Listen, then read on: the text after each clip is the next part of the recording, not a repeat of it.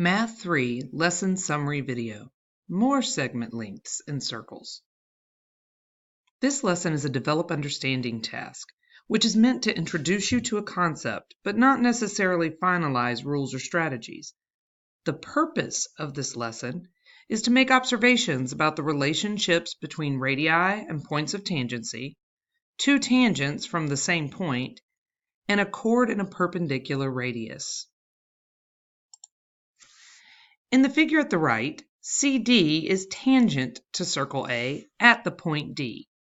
Use a ruler, protractor, and the figures, or use GeoGebra, to measure sides and angles and look for a relationship between the tangent CD and the radius AD. By looking on GeoGebra, I will be able to measure and change this circle so I can see if it works for lots of cases.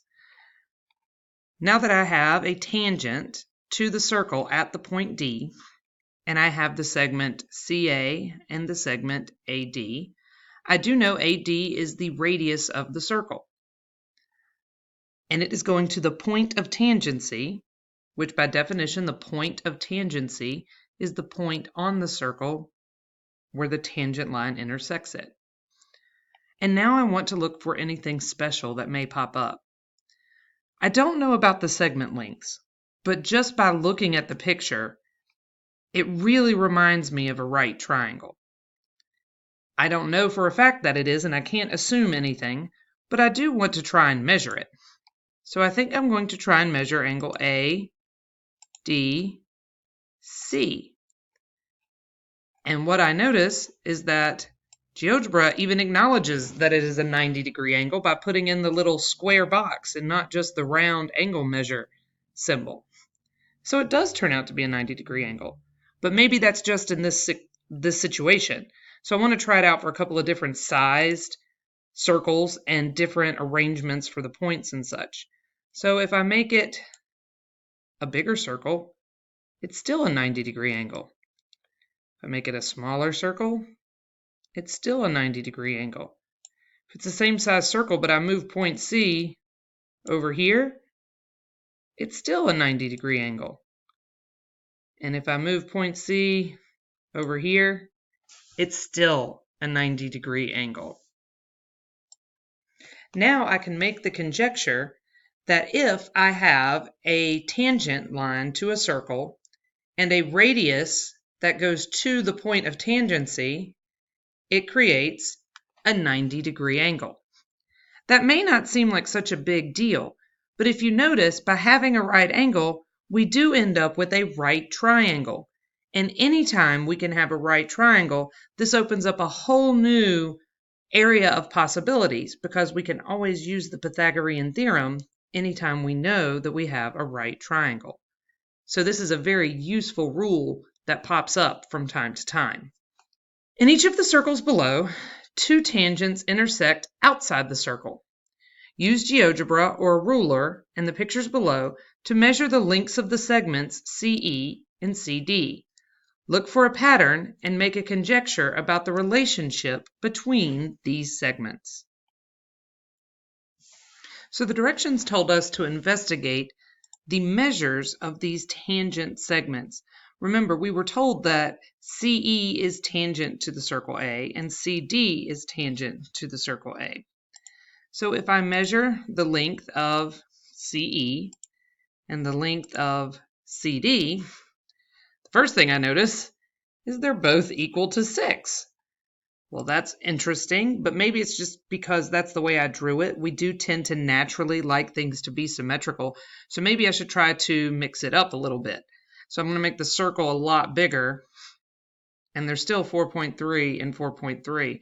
I'm going to try and pull the point over somewhere, and I still get 9.1 and 9.1. Pull the point over here somewhere, 7.3 and 7.3. Really get a teeny tiny little circle. And I've got 8.7 and 8.7. So it looks like pretty obviously these two segments turn out to be equal to one another. So I'm going to try and capture our conjecture that if we have two tangents from the same point, the two tangent segments are congruent. They are equal to one another. In the situation below, you have a chord, CD, that is perpendicular to a radius, AB. Use a ruler and the figure to look for patterns and make a conjecture about the relationship between the chord and the radius. Well, now we want to investigate and see what's going on between this radius, AB, and this chord, CD. We were told that they are perpendicular, so I want to make sure that that stays the case. So yes, if I change my circle, I've still got the chord perpendicular to B. If I move where my point C is, it's still staying perpendicular to AB. So now I know I can play around with my circle. We wanted to look for some kind of relationship with something. I don't know that the angles are going to be terribly interesting because they're all 90 degrees and they're staying 90 degrees. So I'm going to try measuring some of these segments and see if anything pops up at me. So AE turns out to be 2.7 and EB turns out to be 1. I don't know that I notice anything there. We've got, they're not half or anything. Let's try and measure the other segments. If I do CE, and then if I do DE, aha, now those two turned out to be the same thing. I wonder if we make the circle bigger, if that's true. Oh, 5.4, 5.4. Make it smaller, 1.1 and 1.1. What if we move where the line is? 4.2 and 4.2. Oh, 2.1 and 2.1. That seems to be fairly consistent. And it looks like it's always the case.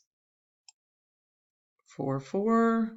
I can't seem to move it anywhere where they don't end up being the same value. So now we want to claim that if we have a radius that is perpendicular to a chord, that's going to automatically make it bisect that chord. So a radius perpendicular to a chord bisects the chord. Now, it's also important to note that many of our theorems work in both directions, so the converse of this is also true. If we know we have a radius and we know that the chord is cut in half, then that also means that this must be perpendicular, so it can go in both directions. It's very important to remember our rules in both directions sometimes, because that's how we use them a lot.